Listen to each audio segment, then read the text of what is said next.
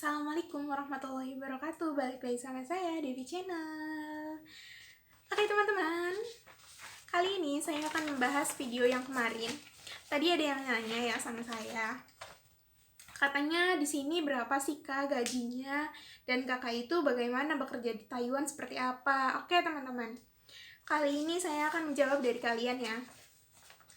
Saya di vlog-vlog saya sebelumnya saya sudah pernah bilang kalau saya itu tugasnya adalah menjaga orang sakit, yaitu menjaga meme.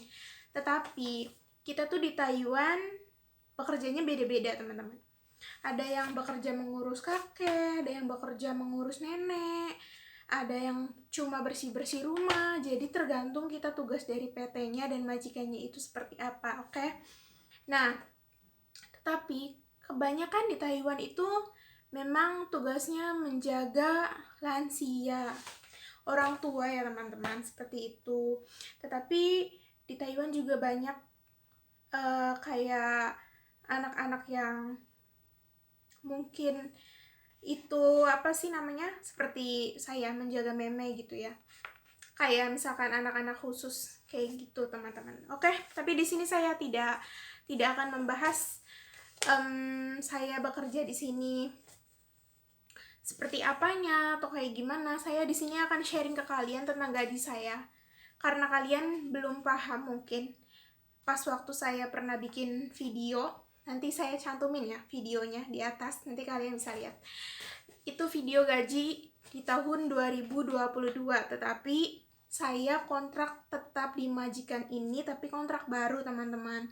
Dan kontrak baru itu saya berbicara dengan majikan saya, berdiskusi dengan majikan saya meminta tambahan gaji. Karena gaji sebenarnya itu 17.000 tetap teman-teman, seperti itu ya. Jadi kalau kalian tanya berapa sih gajinya gitu, oke?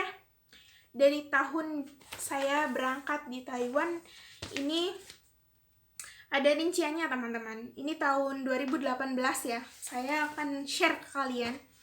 Saya itu gaji bersihnya itu sebenarnya dari pemerintah itu kita digaji 17.000. Nah, 17.000 NT itu kisaran uangnya itu berapa sih? Pasti kalian tanya kan? Kisaran uangnya itu 7.225.000 teman-teman. Jadi kita itu kerja di Taiwan dapat gajinya dari pemerintah itu ditetapkannya 7.225.000 ya. Tetapi kita tuh dalam 1 bulan itu ada libur satu hari, misalkan hari Minggu itu libur. Tetapi kalau kalian tidak ambil libur itu, kalian bisa dibilang lembur teman-teman.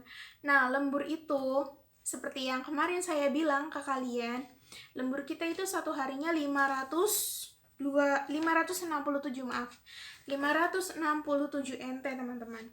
Kalau misalkan di tahun 2018 itu waktu saya pernah cek kirim uang, itu kurs di Indonesianya lagi 425 rupiah. Jadi buat di dalam 1 bulan itu kita tuh misalkan nggak ambil libur ya, dalam 1 minggu misalkan itu ada 4 minggu. Nah, 567 itu dikali 4 minggu teman-teman. Jadi lemburnya misalkan ada 2.268. Jadi uang yang kita dapat 17.000 ditambah 2.268, hasilnya 19.268 NT. Nah, kisaran total yang kita dapat itu uangnya 8.188.900, itu kotor teman-teman.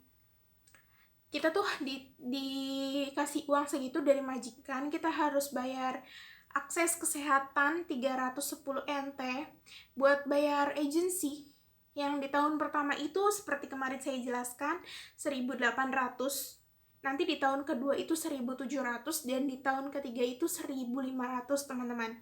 Karena ini saya akan berbicara di tahun pertama, maka 1.800 ya.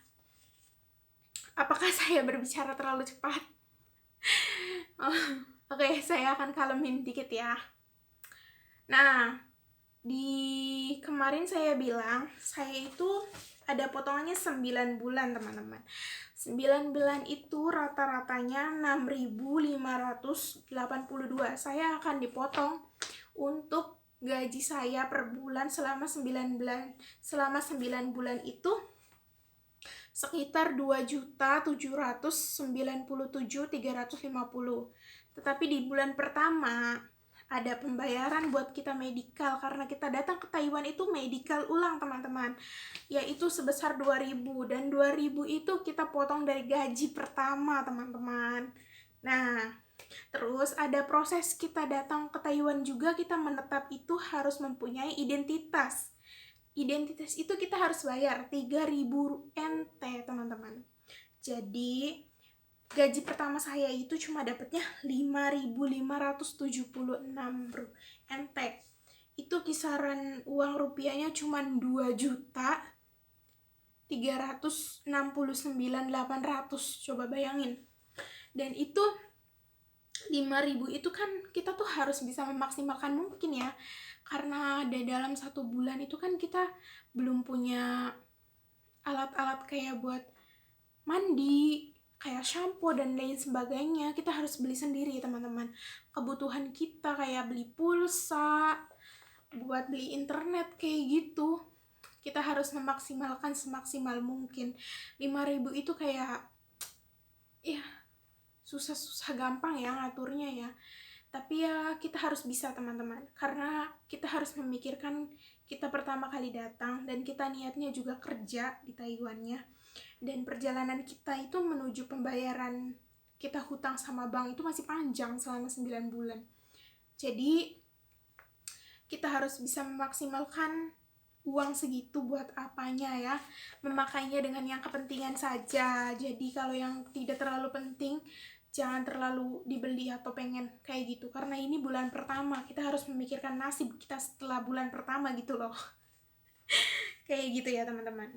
Jadi untuk kalian yang tanya kerja di Taiwan tuh gajinya gede ya, enak, tetapi teman-teman, kebutuhan kita di sini juga lebih besar. Mungkin kalau di Indonesia harga beli ini segini, tapi di sini bisa lebih dari di Indonesia, misalkan berapa kali lipatnya gitu loh.